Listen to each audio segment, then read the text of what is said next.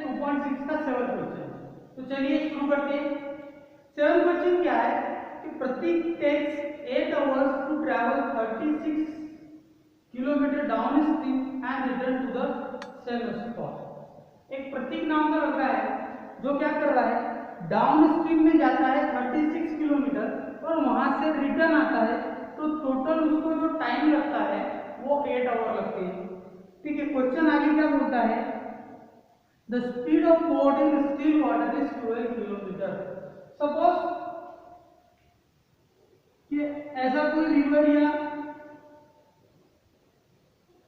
Ocean है या सी है जिसके अंदर प्रतीक ट्रैवल कर रहा है बाय अ बोट, एक बोट में अंदर या एक बोट के थ्रू वो ट्रैवल करता है। तो जब ये बोट ट्रैवल करती है डाउन स्ट्रीम में, तब इसकी स्पीड होती है 12 किलोमीटर पर आवर की। ओके, 12 किलोमीटर पर आवर की स्पीड है बोट की। कब? जब वो स्टिल वाटर में ट्रैवल करती है, जबकि पानी स्थिर है, वाटर स्थिर है उस सिचुएशन में। लेकिन अगर वो डाउन स्ट्रीम में जाएगा तो क्या होगा, जितना पानी का या वाटर फ्लो वाटर या वाटर करंट जितना रहेगा उतनी इसकी स्पीड बढ़ जाएगी। और जब रिटर्न आएगा तो जितनी स्पीड वाटर करंट की है उससे स्पीड इसकी, उसके कारण से उतनी स्पीड बोट की कम हो जाएगी जितनी के फ्लो वाटर की स्पीड है। ठीक है, तो ये 36 किलोमीटर ट्रैवल करके जाता है, मींस टोटल डिस्टेंस वो कितना है, 36 किलोमीटर का डिस्टेंस है। एक स्पॉट है सपोज ए, और ए से बी तक 36 किलोमीटर वो जाता है और वापस 36 किलोमीटर आ जाएगा। तो ऐसा जाकर के आने के लिए उसको 8 आवर्स टाइम लगता है। अब अगर स्पीड कांस्टेंट होती तो हम इजीली पता करते कि कितने स्पीड से गया है और कितना टाइम जाने को लगा और कितना टाइम आने को लगा है। लेकिन यहाँ पर क्या हुआ कि अब एक तरफ डाउन स्ट्रीम है तो दूसरी तरफ अप स्ट्रीम है, तो जाते वक्त में जाते टाइम उसको टाइम ड्यूरेशन कम लगेगा क्योंकि स्पीड बढ़ जाएगी बोट की, due to the reason of flow of current या flow of water. Flow of water की वजह से बोट की स्पीड बढ़ जाएगी। तो डाउन स्ट्रीम में अगर जा रहा है मींस पानी का बहाव भी डाउन की तरफ रहेगा, तो डाउन की तरफ पानी बह रहा है, उधर बोट बह रही है, इस वजह से बोट की स्पीड बढ़ जाएगी। और आते टाइम में पानी इस साइड बहेगा और बोट इस साइड वापस अपोजिट डायरेक्शन में आएगी, इस वजह से बोट की स्पीड कम हो जाएगी। ठीक है, लेकिन टोटल टाइम जो है वो कितना लग रहा है, उसको 8 आवर्स का लग रहा है। तो चलिए इसको सॉल्व करते हैं। हमको क्या निकालना है, हमको उसने पूछा है find the speed of water current. जो हमको फाइंड करना है उसको हम x सपोज कर लेते हैं। Let find the speed of water current. Let the speed of water current, let the speed of water current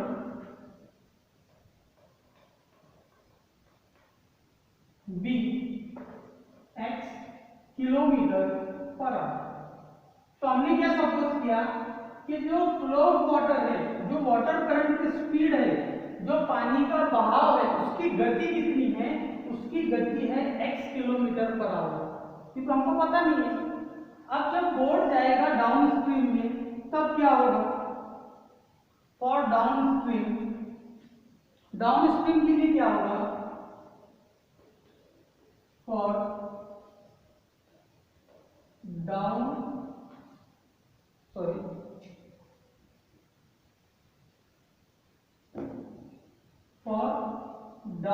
stream mean जब वो नीचे की तरफ आएगा उस वक्त में क्या होगा कि जो स्पीड रहेगी बोट की, स्पीड ऑफ बोट, तो बोट की जो स्पीड थी वो थी 12 किलोमीटर पर आवर। अब डाउन में जा रहा है मीन्स पानी का जो बहाव है, जो गति है उसकी, उतनी गति बोट की बढ़ जाएगी। तो 12 plus x kilometre per hour हो जाएगी। और इसका डिस्टेंस कितना है?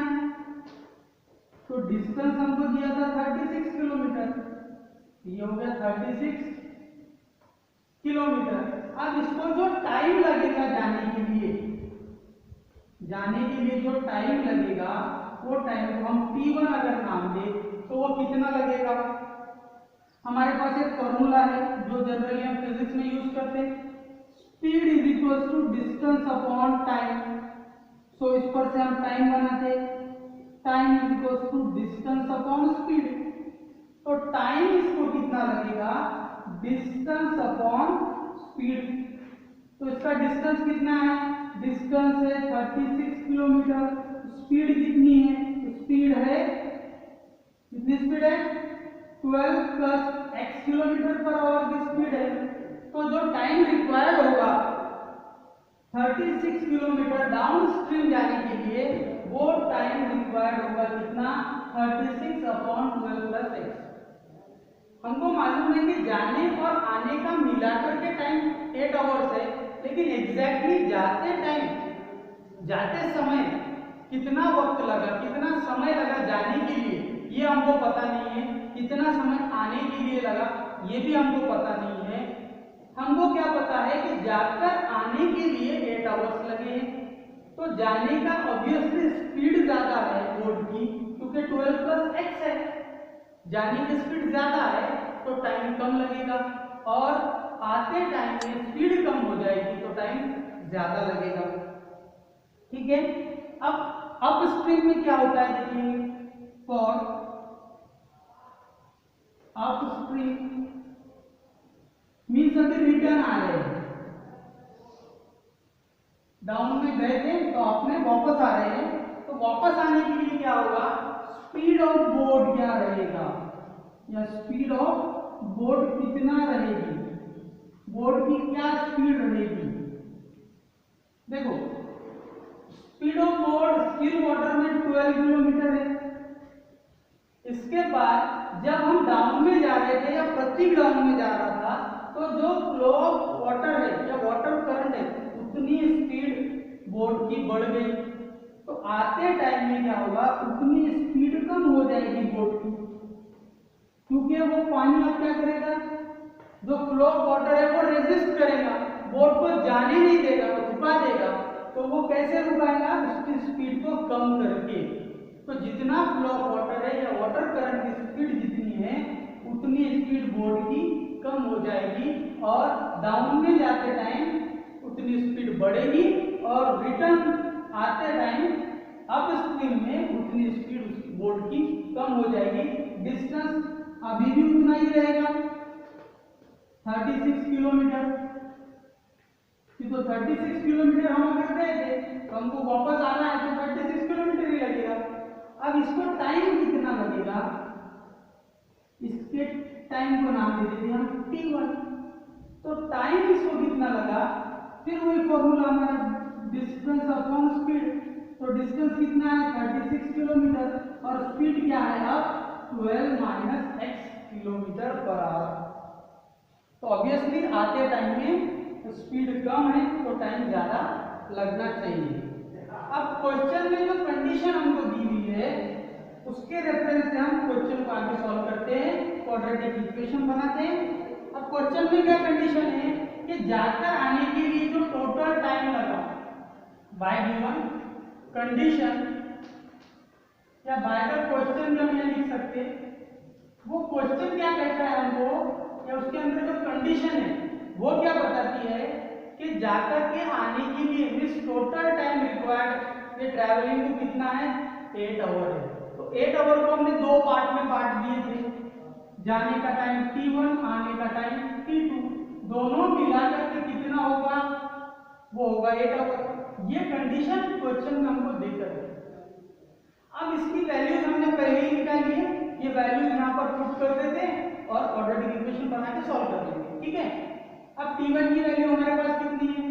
36 अपॉन 12 प्लस x है। 36 upon 12 minus x is equals to 8, cross multiply करते हैं तो 36 into 12 minus x plus 36 into 12 plus x upon 12 plus x into 12 minus x is equals to 8। अब दोनों जगह पर 36 से कॉमन ले लो तो ब्रैकेट में क्या बचेगा 12 minus x plus 12 plus x is equals to 8 into, इसको इधर लेकर के आते हैं डिनोमिनेटर वाले को न्यूमरेटर में लेकर आएंगे तो मल्टीप्लाई करेगा, ये a प्लस बी और a माइनस बी के फॉर्मेट में दिख रहा है तो फॉर्मूला लगा, कोई फॉर्मूला लागू कर देते इसके ऊपर में तो क्या होगा a square minus b square. अब यहाँ पर और कैलकुलेशन हो सकता है तो कर लेंगे 36 इंटू, देखो माइनस एक्स प्लस एक्स हो गया 0 और 12 प्लस 12 हो गया 24, ये 8 इधर मल्टीप्लाई नहीं उसको इधर लाओ डिनोमिनेटर में चला गया, 12 का स्क्वायर 144 माइनस एक्स स्क्वायर का एक्स स्क्वायर ही रहेगा। अब ये कैलकुलेट करते तो 8 1 जा 8 3 जा देन 3 6 जा 18 1 कैरी 3 3 जा 9 प्लस 1 10 108 144 को इधर ला लो तो हो गया minus 144 is equals to minus x square. कितना बचा 144 में से 108 निकालेंगे तो 4 में से 8 नहीं जाते 14 में से 8 गया तो 6 बच गया, यहाँ रहा 3 minus 36 is equals to minus x square, therefore x square is equals to 36, therefore x is equals to 6 और x is equals to minus 6। हमने क्या किया स्क्वायर रूट लिया तो x स्क्वायर का स्क्वायर रूट आ गया x और 36 के दो स्क्वायर रूट रहेंगे -6 और +6 और -6, इसलिए दो वैल्यू आएगी। लेकिन मैंने पहले ही आपको बताया कि प्रैक्टिस से 2.6 के लिए निगेटिव वैल्यूज हमको लेना नहीं है तो फिर स्टेटमेंट लिखेंगे negative values not acceptable here same, क्योंकि हमने जो x कंसीडर किया था वो था फ्लो ऑफ करंट या वाटर करंट, वो निगेटिव नहीं रहेगा तो निगेटिव नहीं रहेगा तो निगेटिव वैल्यू हम यहाँ पर नहीं लेंगे, negative value not acceptable here, therefore the speed of water current, the speed of water current is 6 kilometre per hour. इस टाइप से ये क्वेश्चन हमारे यहाँ पे सॉल्व होता है, डिफिकल्ट कुछ भी नहीं है, सिर्फ हमको क्वाड्रेटिक इक्वेशन बनाते आना चाहिए, वो मस्त है। और इसमें तो वो भी काम नहीं पड़ा, हमको डायरेक्टली x की वैल्यू मिल गई, ठीक है। तो क्या किया हमने थोड़ा सा समझ लेते हैं। ये देखो जब डाउन स्ट्रीम में जा रहे हैं बोट को लेकर के तो ऑब्वियसली बोट की स्पीड जो भी है स्टिल वाटर में, वो स्पीड जो करंट वाटर करंट है या फ्लो ऑफ वाटर भी इसको कह सकते हैं हम, तो जो फ्लो ऑफ वाटर है उसकी स्पीड है उससे बोट की स्पीड उसमें ऐड हो जाएगी, बढ़ जाएगी और आते टाइम में उतनी स्पीड कम हो जाएगी। अब ये जो फॉर्मूला है ये हमने फिजिक्स से लिया कि time is equal to distance upon speed, क्योंकि स्पीड इज इक्वल टू होता है distance upon time, speed is equal to distance upon time है तो हमको टाइम निकालना है, तो time is equal to distance upon speed, क्योंकि हमारे पास टाइम है जाग करके आने के लिए 8 आवर्स का टाइम है, तो जाने के लिए t1 टाइम लग रहा है, आने के लिए t2 टाइम लग रहा है, दोनों को मिला दो तो 8 हो जाता है। तो जो टाइम है जाने के लिए वो कितना है, वो टाइम लगेगा 36 upon 12 plus x kilometre, means उसको टाइम कितना लगेगा जितना डिस्टेंस है डिवाइडेड बाय स्पीड। अब स्पीड हमको कंफर्म नहीं की तो जो भी थी स्पीड हमारी वो लिखी, ठीक है। ऐसा करके हमको प्रैक्टिस सेट 2.6 का 7 क्वेश्चन सॉल्व करना था, तो हमने यहाँ पर कंप्लीट किया। इसके बाद नेक्स्ट वीडियो में इसका 8 क्वेश्चन देखेंगे। Till then have a nice day, good bye, thank you very much for watching this video.